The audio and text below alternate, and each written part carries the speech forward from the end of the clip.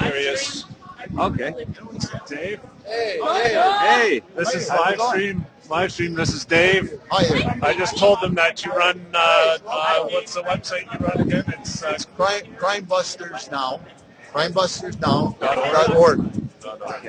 And it's about $1 million website it costs us to put it together and all the research we get. And we're exposing the RCMP running pyramid fraud disguised as corporate business. And they're getting kids as young as 16 years of age in high schools. And anybody that goes near them will get arrested for nothing. I've been arrested. I was on CBC on Marketplace. You can actually see me arrested by the RCMP in Kelowna until they found out they're on TV and they dropped the charges. The man is now in jail, and he arrested 12 of his top people in Manitoba last year, and the public doesn't even know about it. One was a school teacher, just like I said, and one is a banker. They're covering up the involvement of the RCMP and other people in high positions, such as lawyers, accountants, that are in this. It's absolutely incredible. The thing we're concerned about is, and there's so many of these, is a factor into our high schools now. I went to the high school passing out pamphlets, and they arrested me. I'm on trial now. I had my first day in court on the 10th, and I go back to court on the 27th.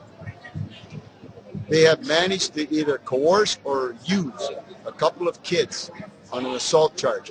Every time you go after them, you get charged for threatening or assault because of something, there's no material evidence.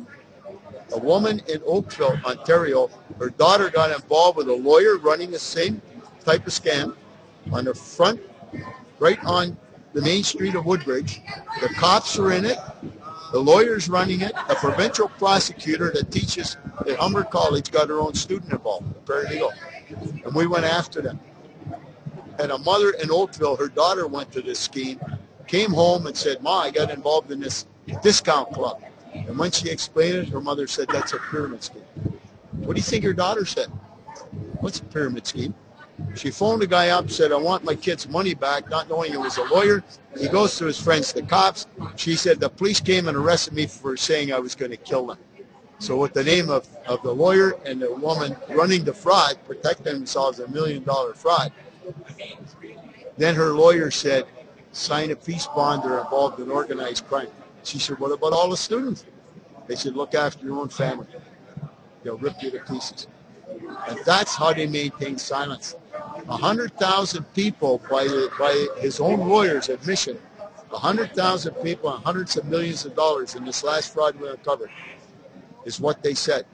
And 100,000 people, you can't get a handful of them to speak out, unless the press gets a hold of it. I'm supposed to meet with CBC, and today I talked to the biggest fraud fighter in the world, Robert Fitzpatrick, and he has a website. Look it up. It's Pyramid Scheme Alert from North Carolina. He just testified in the Amway lawsuit, class action. Amway settled for $155 million rather than go to court and try to prove that what they're doing is legal. Amway is a massive pyramid scheme. One of the biggest in the world is ACN, sponsored by Donald Trump. That is a massive pyramid scheme. Who's in it? A retired judge from Canada.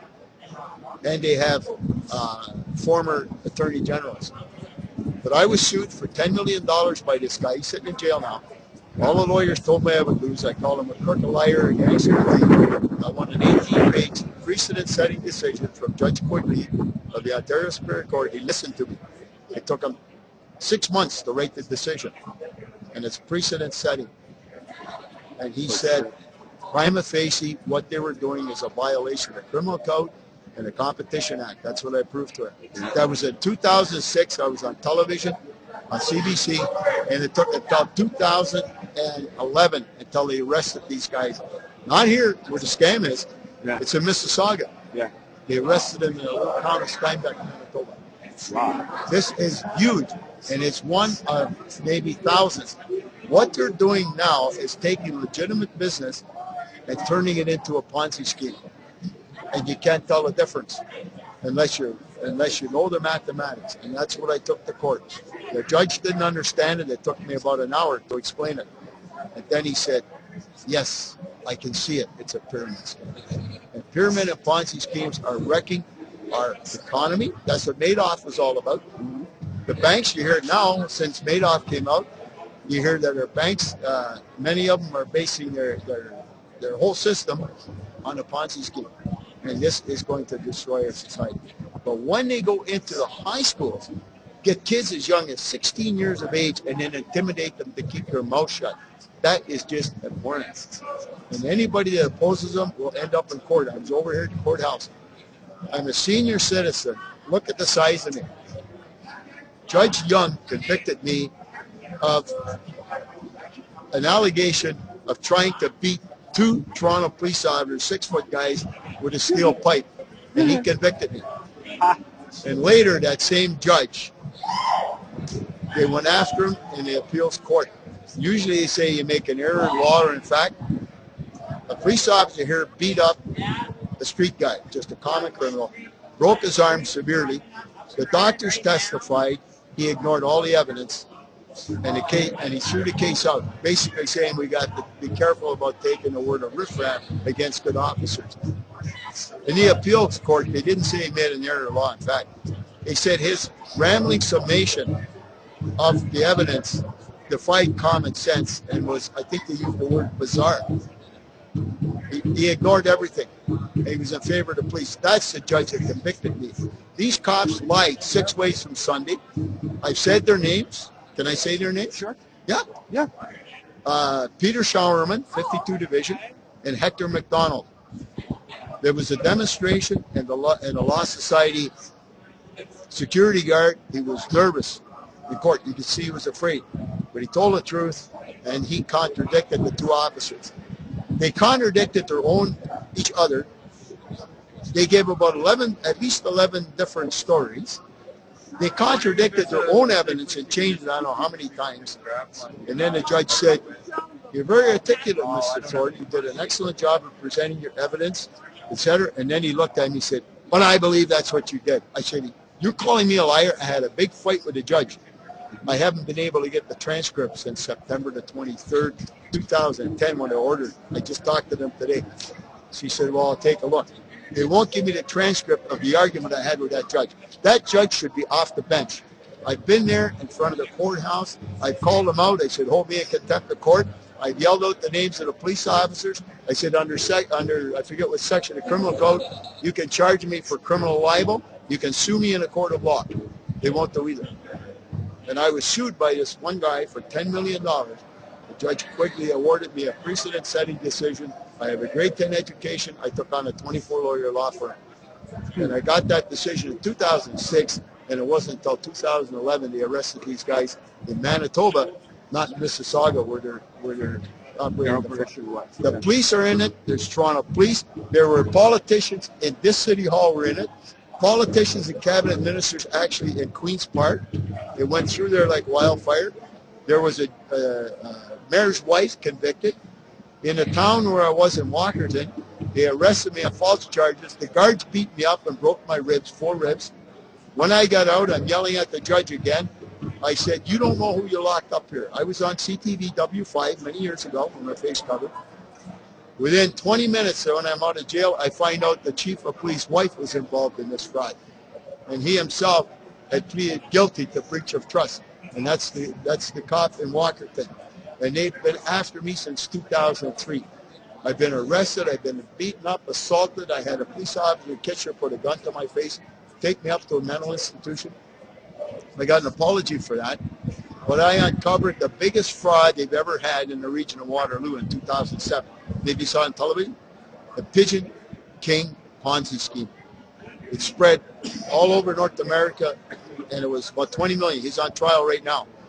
The police put a gun to my head and took me to a mental institution, and I thought they were going to shoot me at the time. And I told them, this is a Ponzi scheme. Talk to a professor of business. You're in a university town, it won't cost anything. Talk to a professor of business. There's a lawyer in Toronto you can talk to. He'll talk to you free. He writes my stuff on his legal blog. I said, go to a professor of mathematics, and and use your own common sense. Really. You know what they did? They went on CTV and said they can't find anything illegal in this corporation, and they harassed me to death. And the cops said, Mr. Thornton, we can harass you to the grave. That's what they told me. That's what they told you. Yeah. That's what he told me. 2 years later, they arrest the guy for running the biggest fraud they've ever had, and it's a Ponzi scheme. They have to admit I'm right. All of this has been so far suppressed by the media. The media isn't telling people, but I did talk to the CBC today, or at least I left a message. And this fellow in the United States, he's the biggest. He is the biggest in the world for fighting fraud. He testified for the FBI. He testified for Amway, as I told you. And he called me today, and he said he's been talking to the CBC, and I should call them that they're interested in what's happened because I got arrested at the school, and now they're using children to put a senior citizen in jail. I could charge you. We need this charged. I could charge it. I'm on prepared. So that's what they're doing, and they did this to a mother in Oakville. They came and arrested her. Anybody that goes near these people, and now I find out it was top level. And here's one I'll tell you. I talked to a mayor's wife that was convicted, and I wondered why they picked on her. And it's a long story, but she said, she don't want to talk about it. She said that was a couple of years ago. I said, they're now doing this to kids in high school. And she said, okay, I'll tell you something. I won't tell you any names. The meetings I went to, the high brass of the RCMP were there. There were people from the income tax department that said this is legal. And that's why I did it. And when they arrested me in Oakville in 2010, I'm on trial now, I had a pamphlet that said the income tax department are running pyramid schemes in the CRA. They went before a judge. They said he's paranoid. I have this on record. He's paranoid, schizophrenic, delusional, and he showed, I have pictures of the RCMP holding the fraud in a hotel with his uniform on. And duty paid cops there for credibility. They got church ministers and school teachers running these frauds. So I told the kids that, they arrest me. Unbelievable. Since 2004, when I picked up the income tax office in Kitchener, I picked up the Metro News 3 days after I'm out of jail, an internal fraud investigation report that's been withheld from the public. CP got a hold of it under the Freedom of Information Act, and it says that members of the CRA, at least 85 a year, are surfing the web when they're supposed to be working. They're running sports pools, which is gambling, chain letters, which are pyramid schemes, sharing offensive cartoons and illegal substances, and running pyramid schemes. A week before, I told the kids, watch out for these people. They're running pyramid schemes. They throw me in jail. They say I'm crazy. 3 days after I'm out of jail, it's in the paper. They're running pyramids. That's part of the scheme. Yeah. And this is coming up. Shut you out. Yeah. So here I am, under attack by police. Nobody knows what it's about. They can haul me into court anytime they want. They harass me on the street. It's unbelievable. But I don't give up. I stand out there in front of the courthouse with a bullhorn. But kids have to know this. It's complicated. You know how complicated it is? Do you know that the FBI got taken in a 20-year Ponzi scheme themselves, 23 million last year? I have the thing here. It's an incredible story. This guy was so greedy, he was making $18,000 a seminar showing them how to do their taxes and take advantage of all the loopholes or whatever, right? At the end of the meeting, he said, by the way, I have this investment for you, just like Madoff. And he scammed the Homeland Security, all the top, like the border guards, the FBI. They said we're embarrassed because we're the ones that are supposed to spot it and warn the public. Robert Mueller, the head of the FBI, he was renting this guy's $1 million cottage in Florida, and he had a 38-foot yacht, and they didn't catch on it for 20 years. You know how easy this was? I could have told him like that. All he had to do is say, what companies you are investing? Can you tell us one company that you're investing our money in? All he had to do is phone a company. Does he invest with you? Yeah. Like Madoff, he invested, and this is the FBI. And what about Amway? Why don't they prosecute Amway as a pyramid scheme? They settle out of court. The fellow that's helping me in the United States, he testified against Amway and got a $155 million judgment, rather than to go to civil court and prove that what they're doing is legal. Why don't they prosecute them? It's simple. I'm not sure, but I think it was the older Bush. they appointed the lawyer for Amway to the Federal Trade Commission that's supposed to enforce the Ponzi scheme. That's how corrupt it's getting with corporations and organizations. But I've spent 7 years, believe it or not, they say I'm nuts. I don't know. I'm worried about my country. Yeah. But I've spent since 2003, 7 days a week on the internet. I did nothing else all day long, morning till night, sometimes 18, taking calls from all over the world and helping as many people as I can to avoid these. But the Pigeon King, you would have heard about. He was up to 20 million, exponential growth. Yeah. In 3 years, he had 40 farmers in this. The next 3 years, he had 1,000.